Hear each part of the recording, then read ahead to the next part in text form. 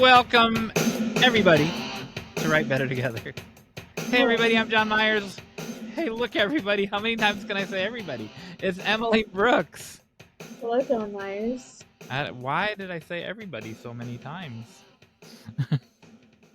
Because everybody's important. Oh, cool. Audience is important. That's what our future guest is going to tell us in a couple minutes. Hey, what are we talking about today? Well, we have quite the list. Yes. And quite the guest, Sheila Gunlock, playwright, actress, children's book author, helper of AC. She talks about what drives her. So Yes. the topic today is what drives you, and what is it that really motivates you to create? I like that you put helper of AC over groovy granny. That's what she's known for. Her famous groovy granny. I said actress. True. No, that's true. They own the company. She's not just a helper. She's the owner of the HVAC company. Nice. Yum. Okay. What else? We'll get to her bio later, but that's what we're talking about today. We are going to have listener responses. We're going to have a call to action. Oh. We're going to play Hey Jon Meyers, or not play Hey Jon Meyers. I guess it's kind of a game where I teach Jon Meyers something. And then we're going to play a silly game. Oh my goodness. We are. Okay. If it's that door game again. No, it's not. But first, how did you get out of your bubble? Well, I went from my undisclosed location to Chicago, which required driving across Indiana. I don't think we've talked about it on this show before, but I'm a germaphobe. No, we have talked about that. I'm also a giant Speedway gas station fan, and that's where I do all my gas stationing. However, as I was driving across Indiana, I was disloyal to Speedway and I went to Family Express. Oh my god. And at Family Express, for every $25 you spend, you get 10 cents off a gallon. If you spend whatever, $7, I don't really know how it works, but you get 3 cents off or whatever. I ate 11 out of 12 meals at Family Express. Oh my goodness. Mostly bacon cheeseburgers. Oh my goodness. The one meal I didn't, I had pizza.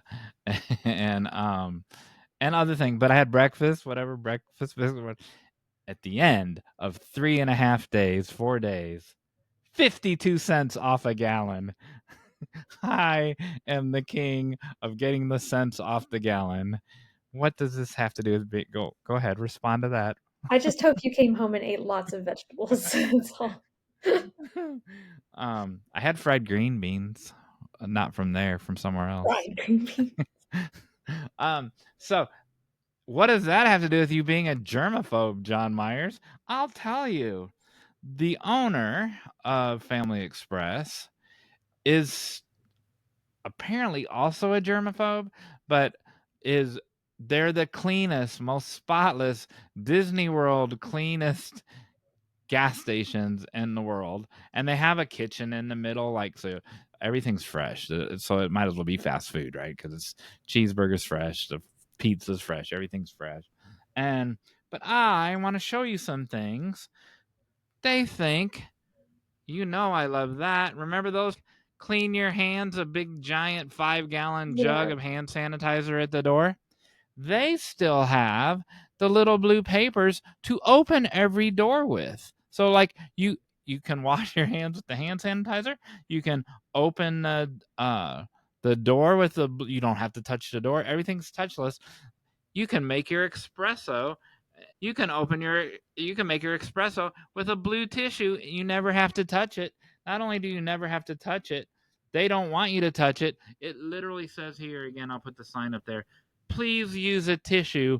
Avoid directly touching hard surfaces and help minimize the spread. Yes, it's 2025. Wow. And I was in heaven. Last but not least, I'm not going to show you a picture of the toilet. However, I am going to show you the picture of the diagram on how to use it. There's a little sanitizing spray thing that comes out of the side of it to like spray away all the germs from everywhere.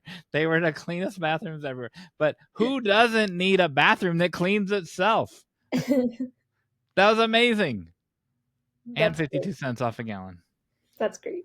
I know. I was so happy. I almost didn't come home. I just was gonna stay there and be in the clean convenience store.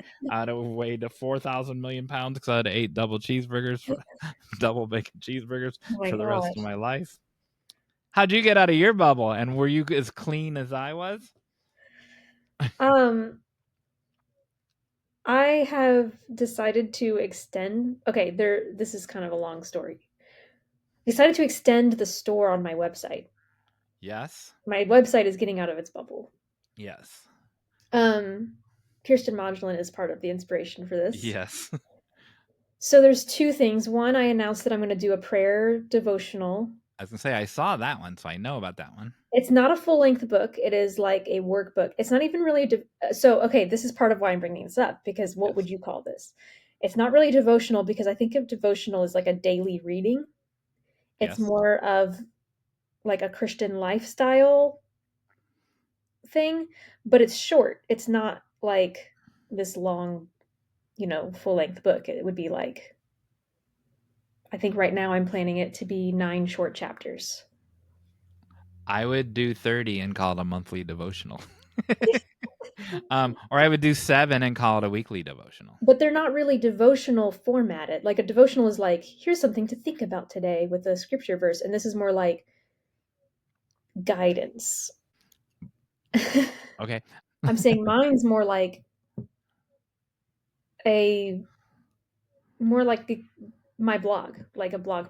Each chapter is almost like a blog post with like, here's kind of guidance on this issue and ways to think about it, and then maybe end with like a challenge. Are there scriptures in the guidance thing? Yeah. Okay. I think it's a devotional. No, but you're right. It will if you call it a devotional, people will expect a traditional devotional. So Right, like a daily short, like one-page reading, and it's more of not. right. Let me ask you where this idea came from besides Kiersten Modglin and why did the Holy Spirit hit you in a 2x4 head? So here's why, and then I'm gonna explain another thing that I'm doing. Um, uh, the why is that I realized I have written 167 blog posts, and a lot of them I've briefly covered topics that I want to go deeper into, and I've written at least 5 blog posts about prayer. Right. And I just did one on prayer that reminded me of that. Right. And I thought, I have the content to turn this into a book if I cut out the like here's what's going on in my life moments in the blog post and then go deeper into the things, the actual like guidance and challenge part. um and so I'm basically like revising those to be into like this. It's like a download. And then why is I it don't only even know if I would 9? call it a book as much as it's a download to help you with prayer. Okay. So it's a course. Sort of like a written course. Yeah, I would call that a course. There are short courses Like and I know like when I look up, yes, exactly. Like when I look up like things to put on your blog, they're like digital products, digital downloads. So it's not really a book. It's like it's a a course. I would call it a course now that I understand it. What is why 9? Where'd the 9 come from? because those were the most important like prayer related things that I had. So of the 180 blog posts, there were 9 There areas of were prayer. there were maybe 5 or 6. But then as I was outlining it, I came up with a couple more. Wow. You are K-Mod. E-Brew. So that's the first thing. The other thing is going to be weird. As if the first one was easy to explain. So the second one is weird because of how it came about. Okay. The most popular post on my blog Yes. is how to write physical descriptions of women the right way. Did not expect this. Like, I just wrote that out of the blue because I was thinking about it and I wrote a post about it, and it gets views every day. And but I'm not really fully answering that question. And I thought if people are asking that question, then they want more and I can give them more. And so I have written a more thorough guide for that I can put in my store. So that again is it's a guide, it's like a little download, it's only a couple pages, but it goes deeper than the blog post does. I wouldn't have normally included something like that, but I was like, I'm getting the people are asking the question. If you ask the question on Google, my post comes up at the top. I want to offer, I'm trying to think like the see need fill a need, right? Right. Somebody's looking for this. Let's give it to them. Wow, that's really cool. There K-Mod, you rubbed off on her. you go. So, and I've actually got more ideas as well. I've got several resources that I want to include on my page for people because I want to go deeper um, into because a lot of my times my blogs will vary in depth, um, but I want to like take these and just go even deeper into them and You're offer you're that to people. you're just so thorough in a short amount of time because you're so fast. Because I am writing a book right now. I If know. you didn't know, I'm writing a the book on nourishment, and I know.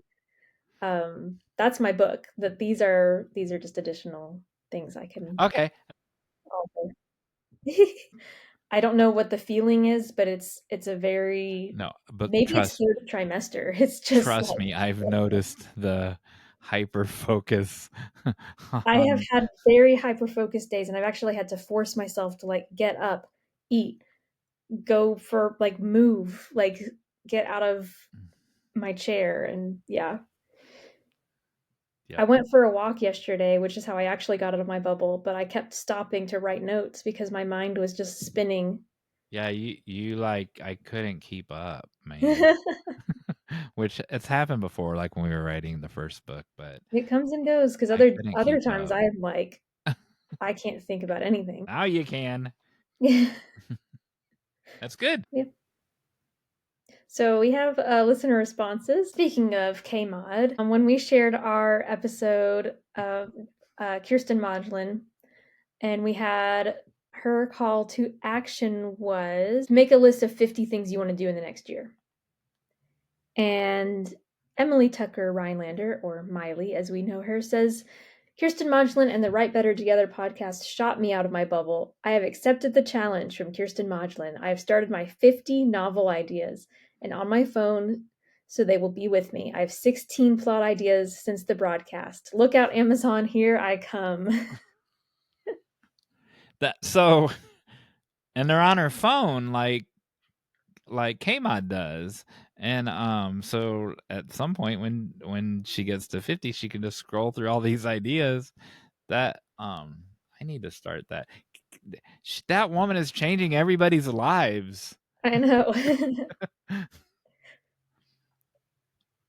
That's I think that's great that she turned 50 things to do or 50 ideas to 50 novel ideas. Yeah. If Yeah, I she didn't expect that, but it makes sense because, it's the 50, like, Kirsten Modglin just finished her 50th novel, so get those ideas rolling. I got my I have my 10, you already know about my top 10 system. The next 10 Mhm. things I'm going to write. I'm not going more than 10, sorry. Yeah. It's got to make the top 10.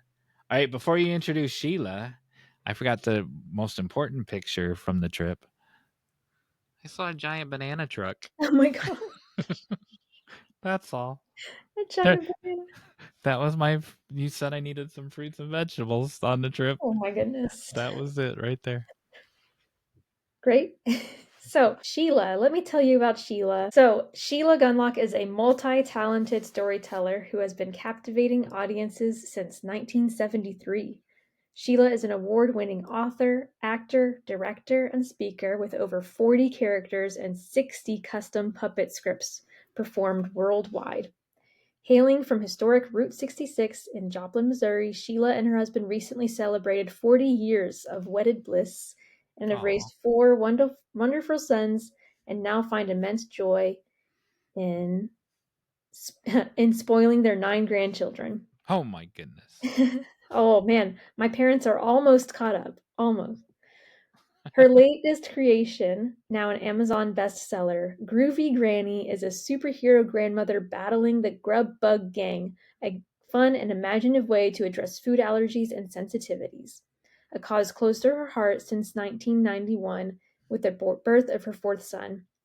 His lactose sensitivity sent her on this lifelong trek through discovery and better health. So, we're thrilled to talk about her and her journey. So, here's our conversation with Sheila Gunlock.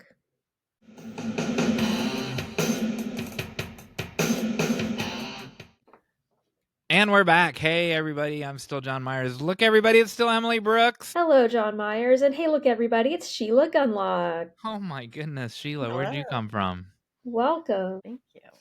I haven't seen you since Bob and Margie's rekindling of their marriage.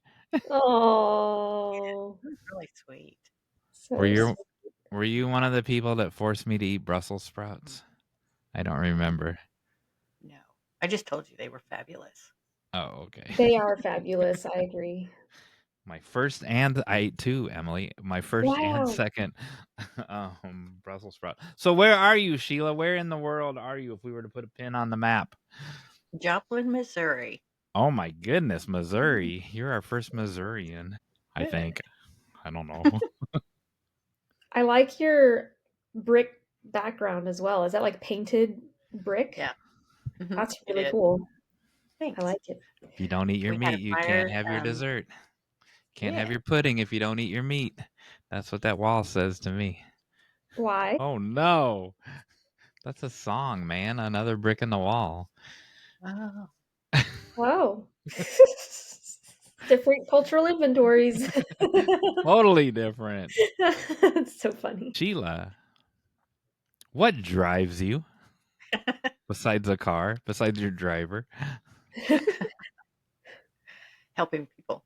I love people. I love being around people.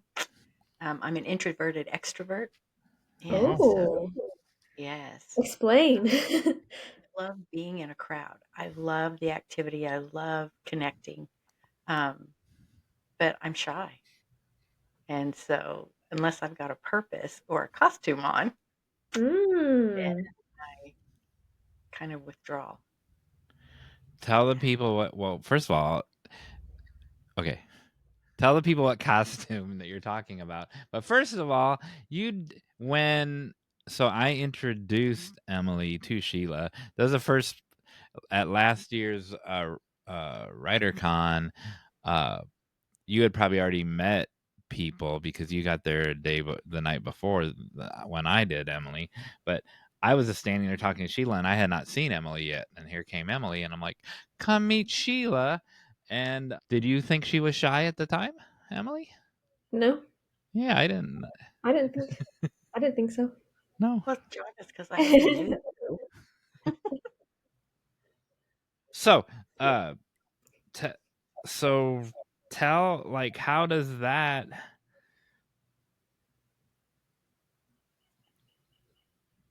manifest itself in what you do and like you said, unless you had a costume on? Explain that to our Well, viewers. I do heating and air. That's my day job. And Oh, with that, it's taking care of people. We want to make sure that your air is good and that you're comfortable and your climate is good. And we have a lot of them that have health issues down in this area. So there's COPD as well as asthma and allergies, and then there's just, emphysema, leukemia, some of those things. And so we try to take care of our people. And that's just part of who I am because I was a mom. Well, I still am a mom of four. I have four sons. They're all grown up, and I have 9 grandkids, and I just take care of people. I have a customer that I've taken care of her for about 10 years with her health issues. And so when I wrote the Groovy Granny books, The Growing Up Great was my first one. And those, I was going into schools, into elementary schools, and I dress up, and I'm either Groovy Granny the cook, or I'm Groovy Granny the adventurer, or just different things, whatever fit their character builder of the month. So that went in that first book. The second book is the food allergy book. So I go in with a lab coat and the big glasses and the gloves. And the last one we did on December 13th, I was dressed up for the day. We did 7 classes, 7 hours straight. And we talked about food allergies. We talked about sensitivities. Because if we can make people aware, we can help them with their health. And that's what I care about is I want people healthy, happy, and whole. If I could be a superhero, I would heal people. The lab coat character have a name, or is that Groovy Granny just with a lab coat on? Or is it a That's separate just Pretty character? Granny. She's in her kitchen and she's fighting the grub bugs and their food sensitivities like gluten and lactose and shellfish. And they come up with things that will make the grub bug lured in so they can capture them, and then they lock them away. Okay, so And we have lab some. coat, Mhm. adventurer. What was the other one? The other persona Groovy Granny takes on? Oh, well, there's a hillbilly woman that she does Oh my with some goodness. missing teeth. Yeah. How is she so multifaceted? Where did all this come from? Years of being on stage. Years of being on stage doing what? Well, I started in 3rd grade, and Oh I've my always been a goodness. storyteller. Wow. And so my first play was 3rd grade, and I was the lead role. I was the narrator. And it just progressed from there to competitions in high school and college. And my major was theater, secondary education, and just kept moving right along. I've done community theater and some commercials, and I did one movie called Tough Choices, and it's on the internet now. As yourself or as Groovy Just as Granny? myself, yeah. A much younger me. Oh. So what can I ask? Um, I know you said you started in 3rd grade, so it may be hard to look back, but when you say what drives you is helping people, what um, theater is so specific, and what do you think about that like really lit you up that you like this became a lifelong thing? Well, it was more like the teaching side of it, because that's still helping people. Seeing people overcome their shyness, seeing people become more fulfilled. And as a kid, you don't think about that. But there was a little girl in our class, and she didn't speak. And she and I sat next to each other because I talked all the time. And she didn't go out on recess, and I wasn't allowed to go out on recess because I talked too much. And so I would just talk to her, even though she didn't answer me. And one day I had dropped one of our snacks, which was some grapes. And that was the first time she spoke when she said, "You dropped your grape." And the teacher started crying. I had no idea what was going on. Okay, I'll pick it up and I'll eat it. 3-second rule, don't care. And she talked to me after that and then continued to talk. And she ended up being in the play. And she didn't have any lines, but here she was on stage. And it was huge for her family. And there was just something in that little girl mind of mine that said, this can make a difference. I've been part of the clowning ministry, and I've done quite a bit of stage work that way. And in college, we did clowning for community events, and we went to nursing homes, and it's fulfilling.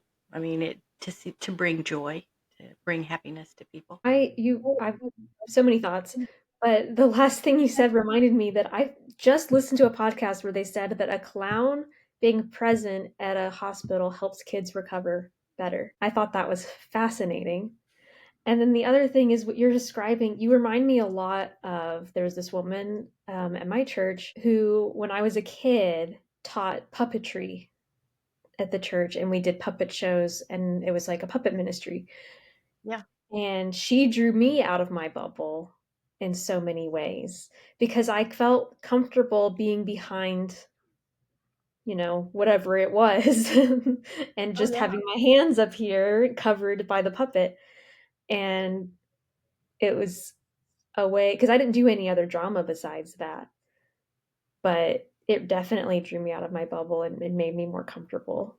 And so I think that's great. It's a great way to help people. Yeah, I think so too. I mean, look at the ventriloquist. Look at Darcy. I mean, what she's done with her little critters, her rabbit, and all that. Ventriloquism is an excellent way to communicate what you feel and what you think because they're looking at the puppet or the mannequin and they're not focused on you, but they're hearing the words. And that's what drama does. That's why Mhm. drama therapy is good. That's why play therapy is good because they become something that they're not. Are you coming out as a ventriloquist? Are you telling No, us you're a ventriloquist no, no. secretly? I always wanted to be, but no. There's still time. There's still time. Yeah, I can. I don't think so. Well, no. That was When pretty that good. That was Yeah, pretty good. I thought It's it an was. impressive skill for sure. When when that girl spoke for the first time Yeah, and did it turn into you throwing grapes everywhere? No, I'm kidding. no. The and you saw the impact of the teacher crying. You initially said 30-second rule and I'm going to eat it, right? But like when did it sink in what you had done? Like I when don't you think saw it really did. Until you look back on memories as you get older. And then that's when you start putting pieces together. And I had, it was as a teacher. I Mm. had Ah, another student that was that way. In my yeah. speech class, the rule was the only way to pass my class was to encourage and applause when the kids were done giving their speech. Didn't matter how long it was, whether they made all of the points. If the audience did not support them, the audience failed. Because we had to change that point of view and that perspective. It wasn't the speaker that failed, it was the audience to support, especially in Speech 101.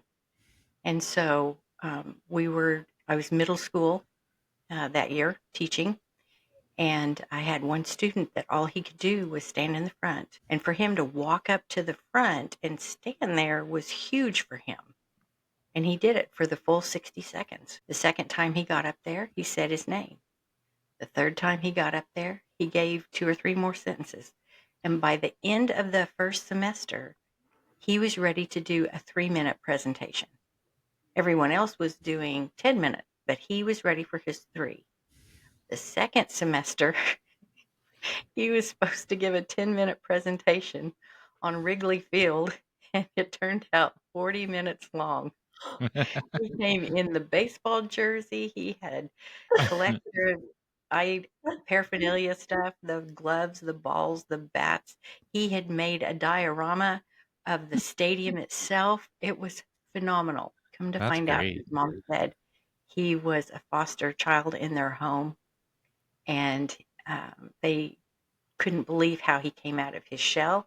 So it was more than just giving a speech. And that's why, for me, it was so significant. The audience supports the speaker. Mm. That's great. I love that so much.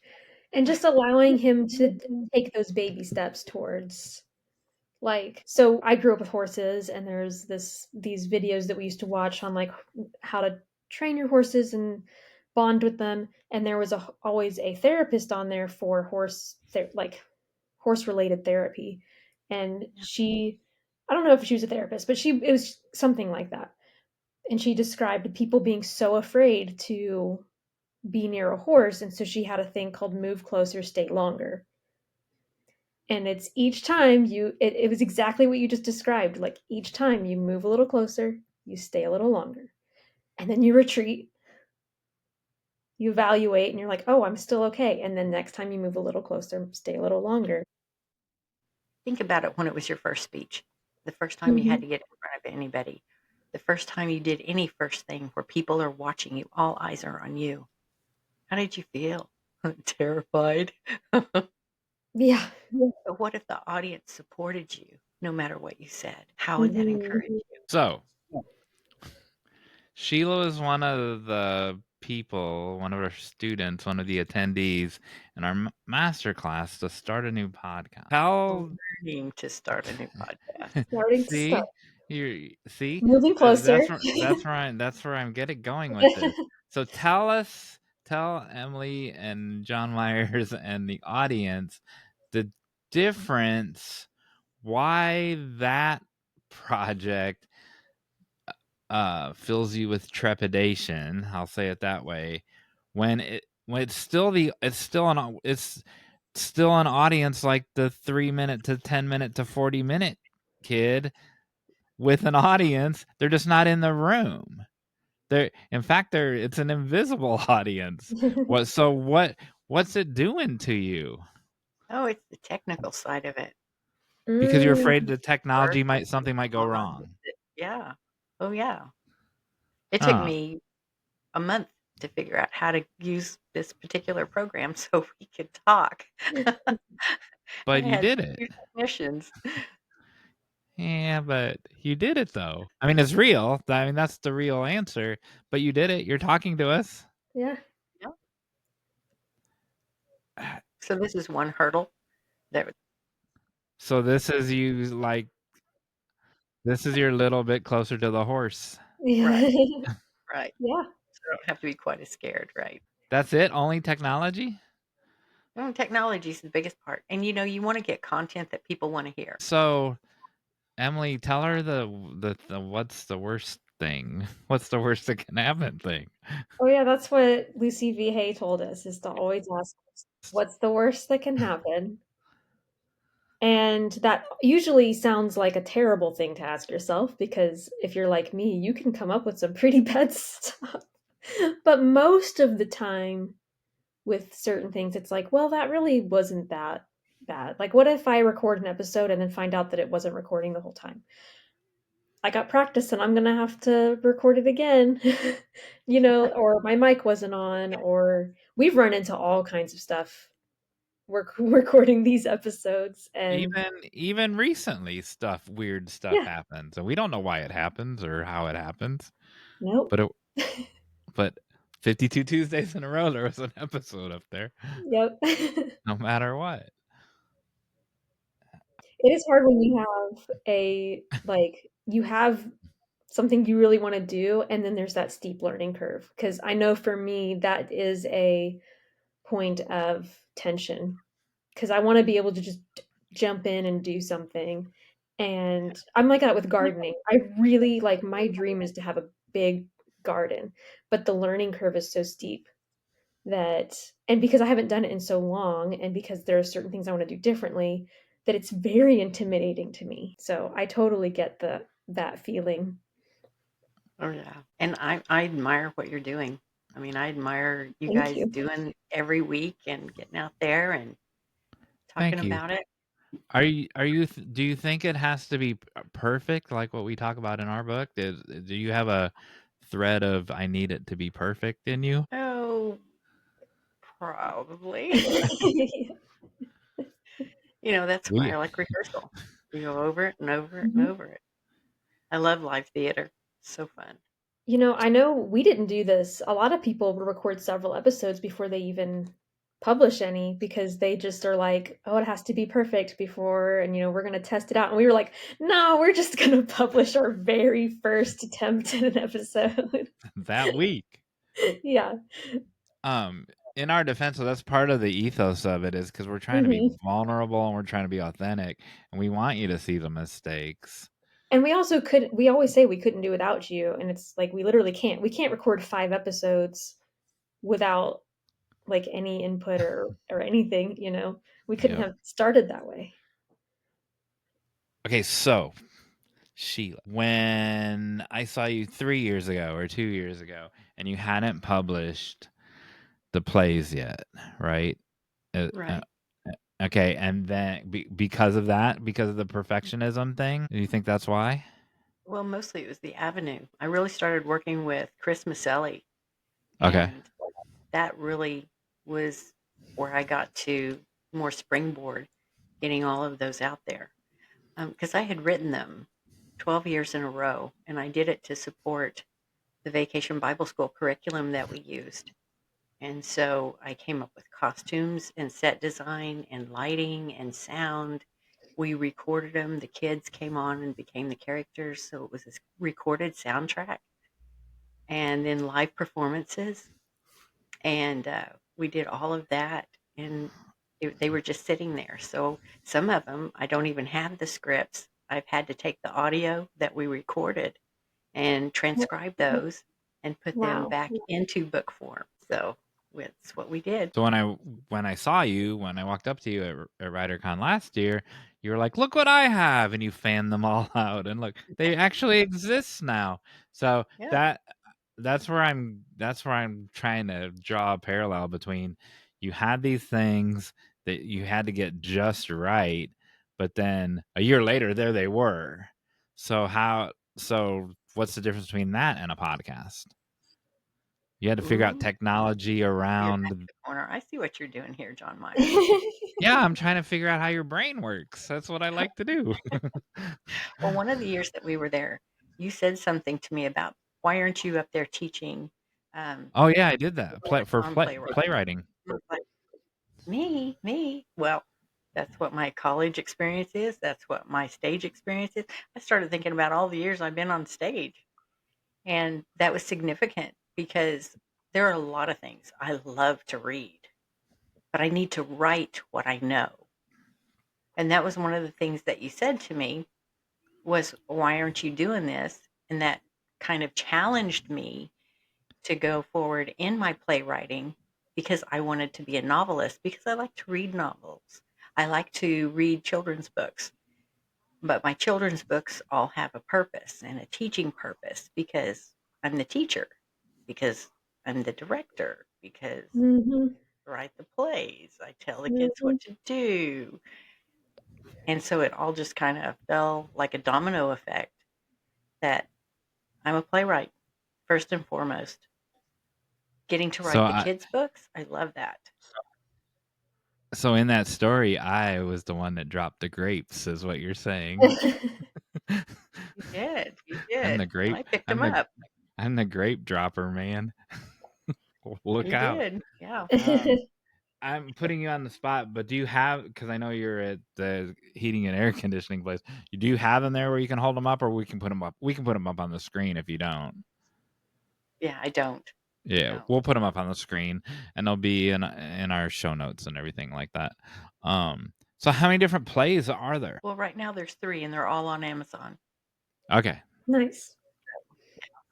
And I've got them in some local bookstores here now, so that's nice. And I always take I, them I with me wherever I go, except for work here. you don't have customers come in there though that much, right? You're talking customers on the phone and then dispatching your people, Right. right? Right. So yeah. Yeah. they don't know they're talking to a clown when they call. Oh, no. No, I try to keep all that information to myself. I'm curious. So you were talking about all the different mediums that you've kind of worked in, and the granny character came before the books, correct? Is that what you Um, said? yeah, yeah. Because I was going into the local elementary schools, and if they had honesty, integrity, they were doing forgiveness, whatever the character builder of the month was, that's what I would dress up to fit. Sometimes they did one on being content, and I took a travel suitcase and I had all kinds of beach paraphernalia, the beach balls and the rafts and the scuba gear and all that stuff, that Missouri just doesn't have a good place to go scuba diving. So I need to go to the ocean. And Missouri doesn't have a good place to um, see coral reefs. So I have to go to the Gulf. I have to go all these places I had to go because I couldn't be content where I was. And then we had one teacher that came in and started telling about all of the things and the natural resources and the caverns and how you can go on these float trips through the rivers, through the caverns, and different things that are available in Missouri. And so just That's showing so neat. that being content where you're at. And that's what I love doing. And I went to special ed classes. I went to elementary. We did one, which was probably not really good timing, but we had a tornado in 2011 in Joplin, Missouri. And 2 years later, I went in as a storm chaser. I had my camera and the raincoat and the umbrella and everything, and ran in and I said, "Get under your desk, get under your desk. There's a storm coming." Well, the kids did. It terrified them. It was awful. They got under there, and the teacher's like, "Oh, no, no, we're really okay." Oh no. And I'm like, "We're brainstorming, we're brainstorming." And it took a little bit to Oh. calm them down and talk about doing brainstorming. And it was a cloudy day that day, so yeah, timing. So there's always a teaching objectives. So I'm curious what made you decide to turn that character into a book character? And then how did you kind of shift mediums with that character? Like how the book is different from what you were doing in those classes, but also maybe how they're similar. Because I imagine they also have a teaching objective in the books. Well, growing up great with Groovy Granny has has unforgiveness and being content, and has honesty, and has all those emotional concepts in it. And I wrote that book right after I found out I was going to have a grandchild, and we had two in the same year. My oldest and second oldest both had kiddos, and my grandmothers died young. I had one that died when I was 6 and one that died when I was 8. And Mm. there's a lot that I can still remember about them, but there's a lot I don't remember about them. And so I wanted to give them a book where they would know who I was. And so I put their names in there, made those little characters, and walking into my house and what was in my house, and how did I feel about certain things, and the fun areas in the house. There's one place where it's in the attic, and that's where I keep all the costumes and the puppet stages, and that's all who I was. And I wanted them to be able to see that if I was gone. And so that's why I took all those years of being on stage and going to church camps and going to um, fine arts weeks, and teaching about puppetry and teaching about the stage to come into my stories. So that's why the puppets are in my book as well, so that they could see all of that. And then taking that into all the characters that I had been. That's why it's progressed into putting out the second book, Groovy Granny and the Food Fight, where I deal with food allergies, and I deal with my grandkids, and my kids have had them, the food sensitivities. Lactose has been a big one. And then taking that into what I can do to take it into the classroom, where I actually dress up. And the last one that I did with my illustrator, and she is an award-winning art teacher and artist. And so we showed the process of getting published, and doing it more independently, and doing it through Amazon, and then having our books in the school libraries, because I'm a library kid from way back. Before there was Amazon, we went to the library. And I so that's what I wanted my kids to know. I wanted to talk about those allergies for a second. So, Emily, on a previous episode, it's not an allergy, but I had tried to force marshmallows on you right after you were diagnosed with gestational diabetes. Here, have some marshmallows. Well, at Bob and Margie's wedding reenactment. I'm like, here, Sheila, I brought you a piece of wedding cake because I Oh went up to no. and got the wedding cake. She's like, thanks, I can't have it. So I guess that's my thing where I try to force things on people that they don't want to have. Um, I say all that to ask you, what is there's micro and macro objectives. I know that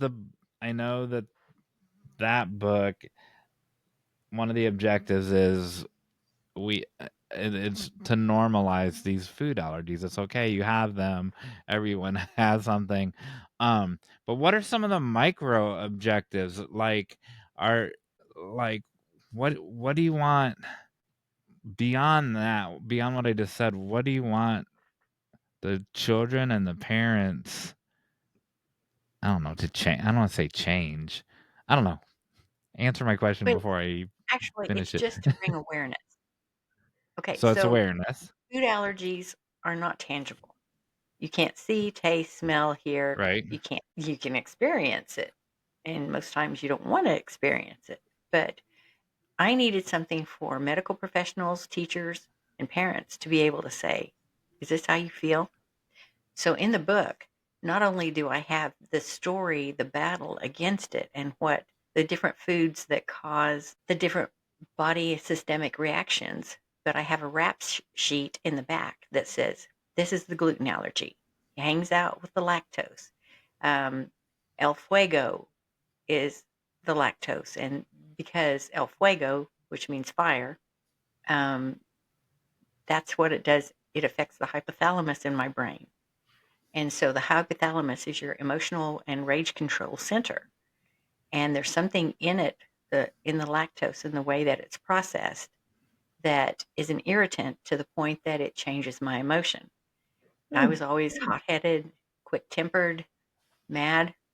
And it wasn't because of my Irish and French roots. It was because I had this issue. And so when I got off that, I haven't had the temper issues. I don't get the headaches that I was getting. Um, and so to be able to bring that to teachers and say, okay, for instance, my granddaughter came up to my son and 30 minutes after she had breakfast and said, Daddy, my tummy hurts. And he said, you're not hungry. You just ate. You just had breakfast. You had a bowl of cereal with milk on it.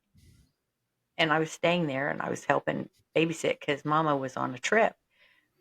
And I said, excuse me, her stomach hurts because she just had milk. I just knew. I mean, I'd been around it long enough. I'd experienced it long enough. And so he got to watching her and we went and got the lactate milk and next day and 30 minutes after, no stomach ache. Just because they say they have a stomach ache does not mean they're hungry. It means it's an issue. And that's kind of where I was going with that. I mean, so that is awareness, but there's a micro aspect to it, aspect of it where it does change behavior. I mean, awareness is the first step, but then with each one, oh, this is what's changing my mood, or oh, this is why I have this burning sensation, or oh, this is why I have the stomach ache, and so it changes behavior of the child and of the adult. Right. Yeah, it does. And it's ageless. It does not matter how old or how young. My youngest granddaughter, when her mom, after she was born, her mama nursed her, and anytime her mom would have ice cream, the baby would get a stomach ache. She's that sensitive. And some kids, as they get older, they outgrow it, but not always. I obviously did not. Now that I'm old, as of yesterday, so Happy my birthday! Yay! Aw. March 17th, one of my favorite birthdays. Happy Aw. birthday. March 17th and 18th. But yeah, I had to create something that was tangible so that the kids could see it, so they could and put a name to it and understand what was happening to their bodies. And they will among just like how you said, "Oh, she just drank milk." Duh. They will Yeah, amongst their peers do that. So yeah, because they read the book and they'll see the rap sheet at the end or at the back of it. Well, it's already been used in 3 or 4 of the schools around here. There was one little girl who would just have a meltdown after lunch. They'd come in after recess, and she just couldn't get a grip. Well, come to find out, she was having a dual reaction. One was lactose with a headache, and the other was the gluten, and that was a stomach issue. And she wasn't just having an emotional upset, I'm not getting my way. She's having a physical reaction to Right. something she consumed. Mm, Pizza day was the worst. And the mm. teachers, my illustrator that works there, started watching her making and not, keeping just a little list of, okay, what was for lunch today? How's she reacting to lunch today? What did she eat today? And finding that, and then, trying to help the parent understand this is what's going on. And that's really a hurdle right there because it's not common enough. This is reminding me of our conversation with H. Rune that like just happened. We were talking about like the entrepreneurial mindset and looking for she said see a need, fill a need. And that's like what you are doing with all of those aspects that you talked about from the very beginning of our recording. Everything you're doing is see a need, fill a need, but you're using your unique gifts to see to them. So there's so many ways you can teach people about food allergies, but you have the gift of storytelling. And so you're able to use that method to teach. I think that's wonderful. Thanks. It's my favorite thing to do. When I was gonna talk about you in the third person to Emily, like you weren't sitting there. When you, I say when you were saying all like, and I've got this closet full of costumes, and I have all these puppets, and all of, the stages and the curtain. It seemed like so much, and then where a podcast is a microphone and a laptop, and but it just seemed like so much to take uh control of, or just so much to have to navigate. And so when Emily just said that about gifts, there are some people who would go and just go, yeah, that's just too much. I'm going to stick with the laptop and the microphone. But then there's other people, your gifts, you're suited to that, I don't know, inventory prop maintenance. And each character has its own thing, and each character has its own vibe, and each of the puppets has its own vibe. That's a special gift that not everyone has. However, there's also it seems I'm stuck. I'm a broken record. I'm stuck on this. It seems like the ticket to entry there.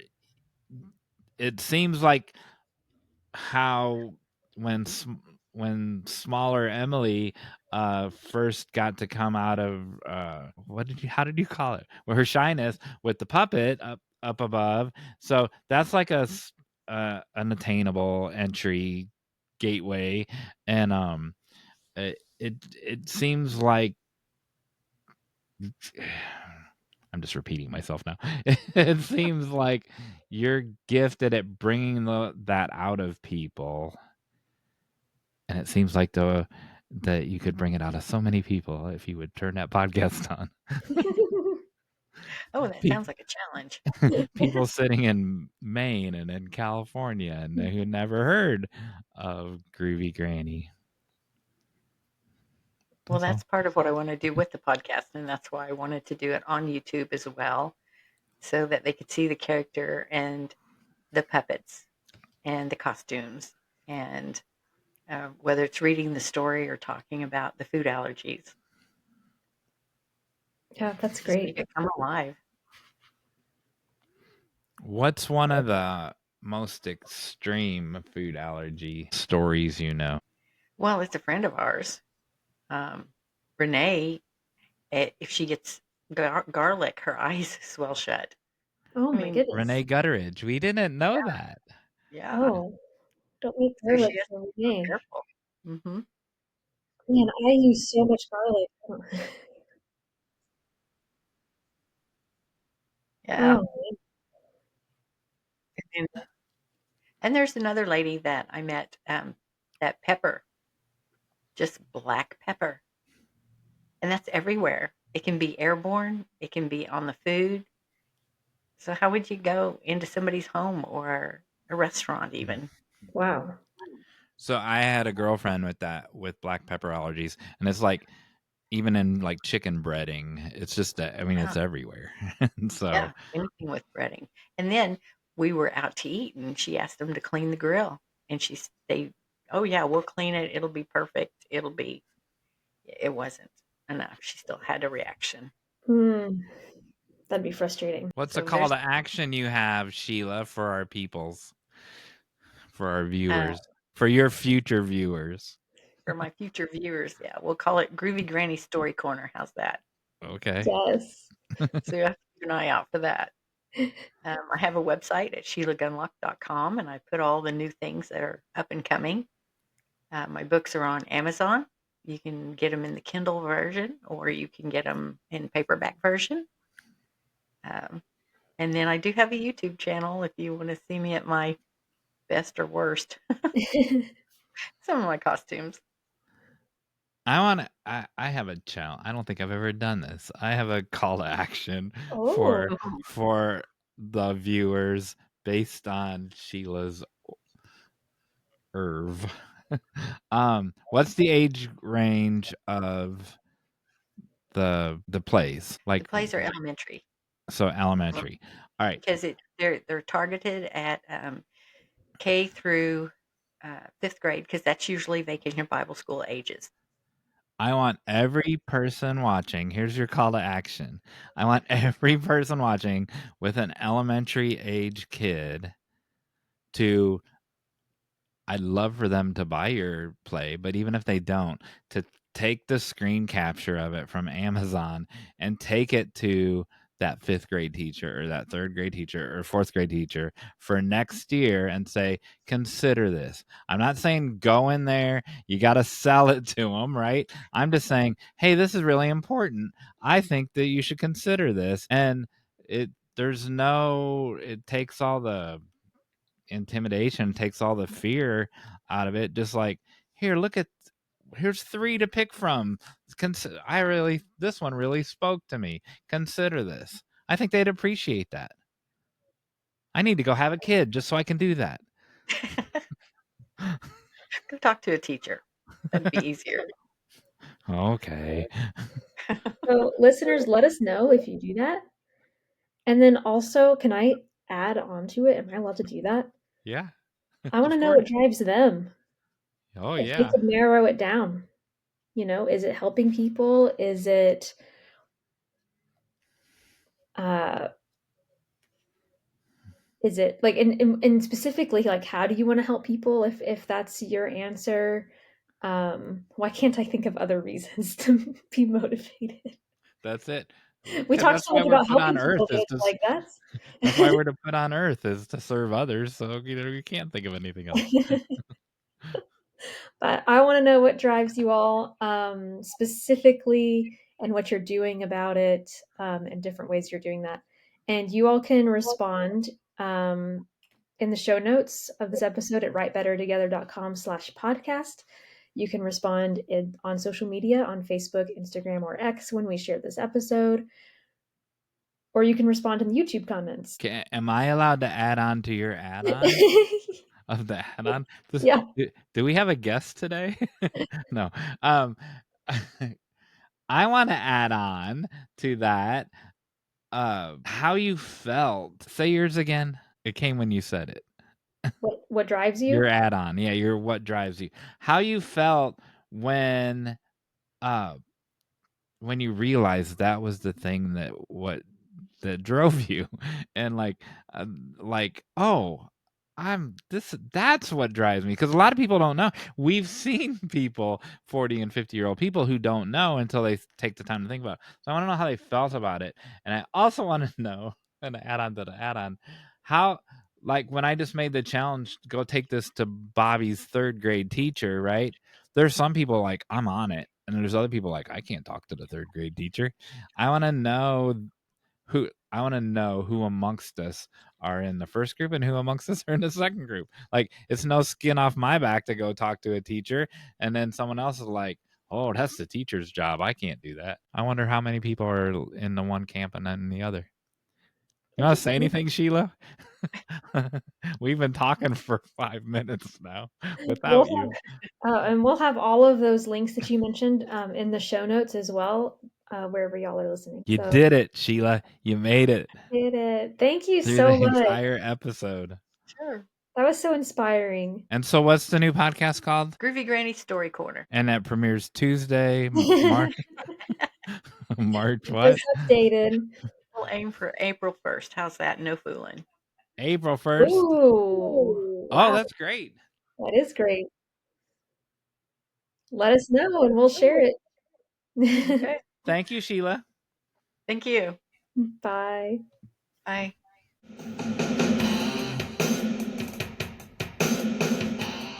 And we're back. That's amazing. You know, all right, so we're kind of friends. We're all friends here, right? She's very confident when she's talking about her content and her topics, but then she says she's introvert. It's this weird combination of she's confident, but then there's certain, like, maybe it's that, well, we talked about it in that interview y'all just watched, the perfectionism thing. It's interesting. I guess I see introversion as more of your energy level, like tolerance for being around other people, rather than like your ability to talk to other people. True. Like, I've known, like, I'm super introverted in that if you put me in front of, like, in a room with a bunch of people, I'm gonna need a break and probably not want to do anything for the next couple days. But while I'm there, I can, speak to people and be friendly and, do all the things. I saw you do 8 of those things in a period of 3 days. Yeah, and every once in a while I did disappear. No, you disappeared immediately. Especially like if I had the chance, it's like I'm gonna go sit outside and just kind of decompress for a little bit. And then the other thing I was gonna say was that I got to be like K-Mod. I inspired her to do something. I changed her life. Watch out. I'm catching up, Modglin. Catching up with you. I inspired one person. No. You and I, we inspire students all the time. Every day.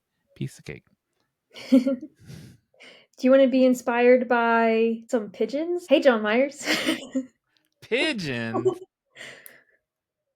What would be so inspiring about pigeons? They carry notes from place to place.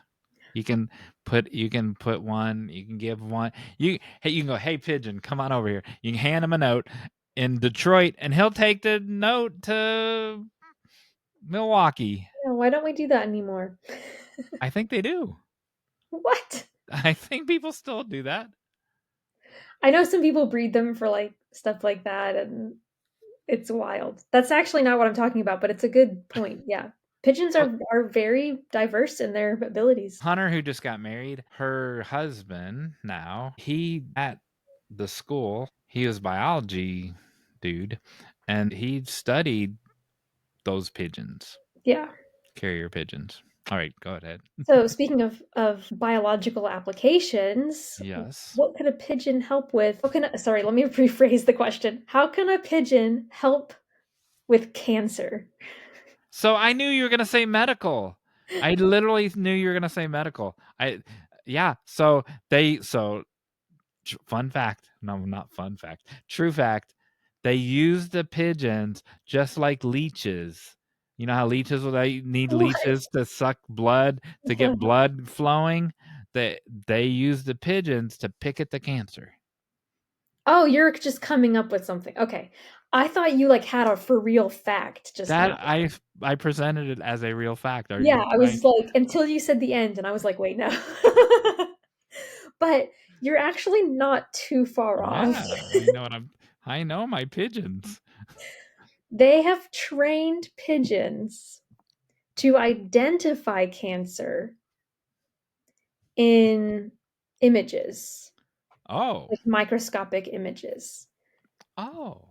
Do they wear lab coats? Do they wear I little hope pigeon lab so. coats? This is what's fascinating to me. It says that so over 50 it says this is what it says. Over 15 training days, the birds were able to tell the difference, even with images they hadn't seen before, of healthy versus non-healthy cells. The pigeons showed remarkable success getting the right answer 85% of the time. Holy moly. But when they worked together, like if you had, they called it flock sourcing, they were, their accuracy rose to 99%, which was comparable to trained human doctors. Sorry. Sorry, Doc. We have to let you go. You've been replaced by a bird. So, So, go ahead. you know that scripture that says if God will take care of those worthless birds who contribute nothing to society, how much more will he do for you? Yeah. That's my version of it. Yeah, yeah. So those pigeons aren't worthless. They actually do carry work into the barn. They actually do We're doing contribute. great. I mean, it does say, they do make errors, but so does everybody. It looks like they're still working on it. It actually says, to answer your question, you're not likely to see a pigeon in a lab coat anytime soon. Oh, I predicted the But question. here's what's another thing that's interesting is why they're so good at it Yes. is because it's a survival instinct that they're just built to survive, and to be fast and like to see things clearly. So their field of vision is 340 degrees, and it can also process visual information 3 times faster than a human's. So if it says if a pigeon watched a feature film, 24 frames per second would appear to it like a slide presentation. They would Oh, need at least 75 frames per second to create the illusion of movement on a screen. And it says this is why, like, if you're driving towards a pigeon, it seems like they wait until the very last second to fly away because to them, you're moving very slowly. wow. Hey, Yeah. watch me tie something together. So the 340-degree thing, is their head on a swivel or is their eyes move while their head stays solid? Sorry, it is because their heads can move. It's because their eyes are on the side of their head and because their heads have a wide range of movement. So that phrase, head on a swivel, they're always Yeah. looking out for. What are they always looking out for? You said it in the episode earlier. See a need? Fill a Yeah. need. See a need, fill a need. Yep. That's head on a swivel, man. Perfect. All from the Robots movie. Thank you, robots. Um, one more thing, pigeons can also be therapy pets because Oh, okay. they're very docile, they're very sweet, they love to cuddle, and so some people are raising them to be therapy pets, which is really sweet. Are they? I know they coo. How compare their cooing to your doves? Louder, Very softer, more frequent, less frequent. I mean, I'm just thinking of the pigeons I've heard on the street that, Mhm. like, they're pretty loud. I would say they're probably louder because 'cause they're bigger. They're, like, twice the size of mine. Oh, So, interesting. but people I mean, people say they're really, really sweet little pets, so, I love that. yep, there you go. Very cool. So if you all want to learn more about pigeons, you can subscribe to our podcast That's all wherever. we have for the next 4 episodes. It's pigeon talk. You can subscribe wherever you're listening, and we would also love if you would write us a review to help other people find us if you're getting something out of the podcast, or if you're not getting something out of the podcast. Just We don't kidding. want to hear that. We don't want Um, to hear from you. You can also subscribe to our newsletter at writebettertogether.com. Just scroll to the bottom of the page, sign up, and you will receive updates whenever we have new episodes or webinars or workshops or any other updates. Our subscribers also get special deals sometimes. And then Make that face again, the deals face. and then you can also join our Patreon to get bonus content from every episode. So we've got 52 episodes now. That's 52 bonus content. They're not all there yet. We're releasing them every Thursday for Um, as little as $2 a month. You can see all of that. When I said that little face that you made thing, so I on my trip for part of the trip I was in a car with a person, and so had on Carvey and Spade, and their rapport back and forth, and they're just doing what we're doing right now, and she says Emily and Jon Meyers are just as good as Spade and Carvey on the banter, and I said thank you because they just won the iHeartRadio podcast comedy podcast of the year, and we are Oh, just as good. oh, good for them. That's great. The other thing, if they subscribe, they will find out that this poor baby right here, this is one that actually can impact your life because this could Whoa. actually happen. The dog was in the way while he was trying to push the chair.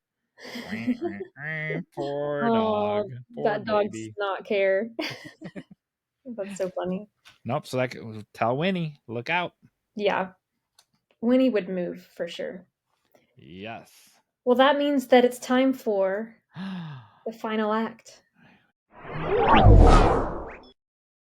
And I wanted to play Wake the Baby again. I wanted to wake up the baby again, speaking of babies, but we're not going to. Because first let me tell no. What do I want to tell you first? Normally I say the prize first, but I want to tell you the prize first. You will be playing, you ready? Lying or Lying.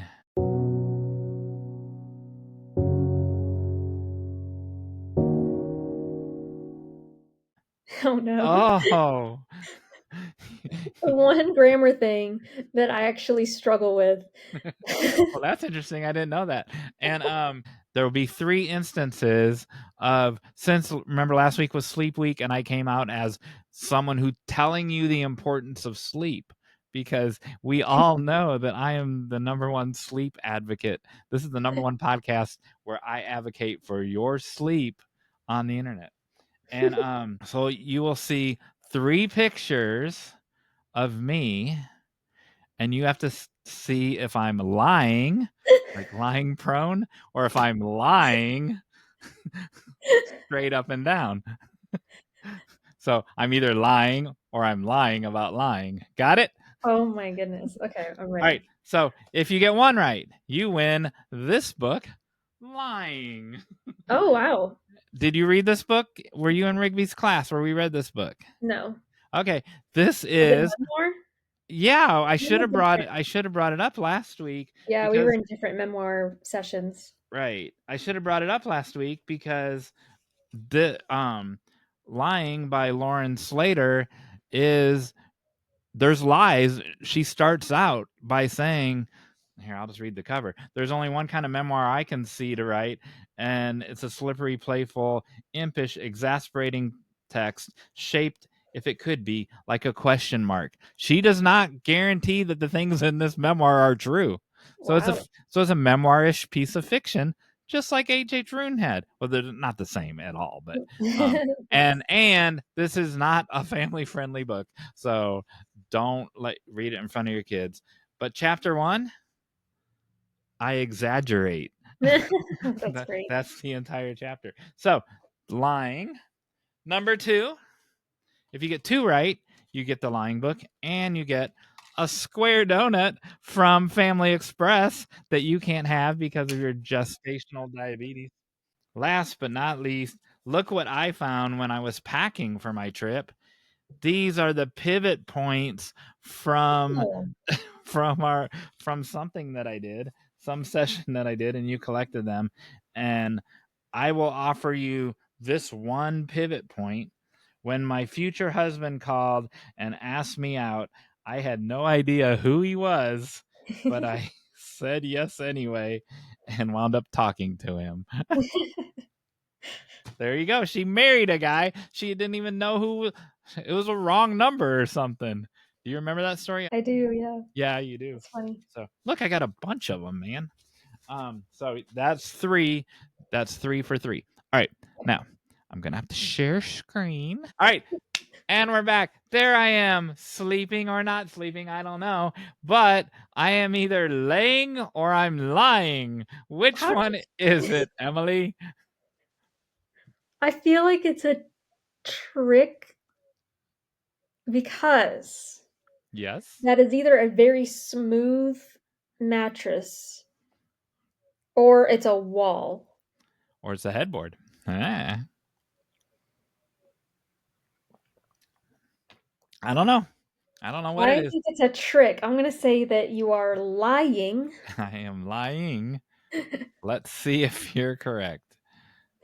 Wah, wah, wah. It was Aha! a wall. I was correct. I was lying. That's one. So you've won the book lying. Good job. Yay! Number 2 for the donut that you can't have. This is hilarious. Laying or lying? I think this would be really impressive if you were lying. I think you are actually laying because it looks like you've got your like tucked into a bed. Oh, you're pretty. I think you're a detective or something. All I'm right, just here we go. explaining my answers to the people who can't see. Here we go. Nee, nee, nee, nee. You were correct. It's a real bed. I Yep. was tucked into a real bed. I don't know how you could have pulled that off otherwise. And now, so you won the donut. Don't eat it. Yay. And now you get to win some woman's pivot point. Here we go. Here he is. Oh, Ooh. look at him sleeping. There's a pillow this time, I think, or There, maybe, there was a pillow all 3 times. but there's no red comforter. It looks like the wall again. I'm gonna say you are lying. Well, it is not a wall. Oh. It's a door. And does the door push or pull? The That is I the don't know. Is the door push or pull? I'm gonna find ways to use that picture. Oh, great. Um, is it push or pull? Is the door push or pull? I think it looks like a push. You are correct. It's a push. So good job. You won all 3 prizes. You win Yay. the pivot point. What a wonderful thing. Now I'm going to teach you a lesson. Do you see what's on that sheet? I was actually gonna ask you what's on the sheet. Wait, let me stop sharing. Do you see? So you can't tell? Can you like zoom in on it? Maybe. Yeah, I can. Whoa. Looks like people playing in snow or something. Bears? They are bears. Very good. And they're skiing and they're building a campfire. And Oh. so here, hold on. Let me stop sharing and I can see you again. And so that that is my favorite sheet. That's my bear sheet. Do you know any Hebrew? Like maybe like 3 words. Do you know bear sheet? No. Oh, that sounds really familiar. I'm not gonna try to guess. What is it? As the owner of a bear sheet, I will teach you the word bear sheet. It's here's a clue. It's the first word in the Torah, first word in the Old Mm. Testament. Oh, in the beginning? Yeah, Beginning? it means no, it means in the beginning. Oh, Very wow. good. There There you you go. So go. so you said you know 3 words. Well, that was 3 words in the beginning. Yep. So whenever I have Awesome. that sheet, whenever I sleep with that sheet, then I think of the beginning of the Bible. That's amazing. There you go. There you go. Everything's all tied together. Speaking of which, Yes. we couldn't Couldn't have done it done it without without you. you. I love the bear sheet. That's great.